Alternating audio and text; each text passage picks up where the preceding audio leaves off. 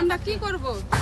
আচ্ছা মানে আপনাদের এলাকার যারা প্রশাসনে আছে, যেমন ধরুন পঞ্চায়েত প্রধান বা ব্লকের আপনার বিডিও সাহেব বা আপনাদের এমএলএ, এরা কি এসে খবর নিয়েছে? খবর নিয়েছে, ওরা চেষ্টা করছে, কিন্তু আমরা গঙ্গার জল ঢুকে আমরা কিছুই বেরোতে পারলাম না। এখানে বাড়ির ভিতরে বন্ধ মানে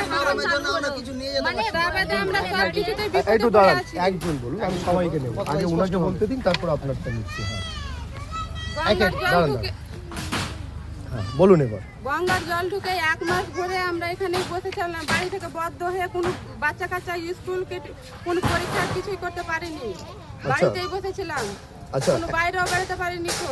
আর আজকে ফের গঙ্গা ভাঙনে আমরা ফেসে গেছি, মানে কোথায় যাব কিছু ভাবতেই পারি না। জিনিসপত্র সব এলোমেলো হয়ে গেছে, আমাদের কোনো কিছুই ঠিকানা নেই, সবকিছু হয়ে গেছে।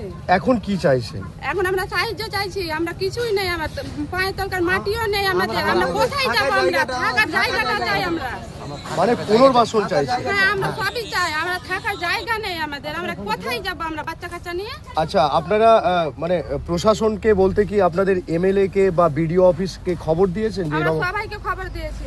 তারা কি এসেছিলেন? তারা এসেছিল, মানে তাদের মতন একটু কিছু বলছে, মানে একটু সহযোগিতা করছে, কিন্তু সম্পূর্ণ পারেনি।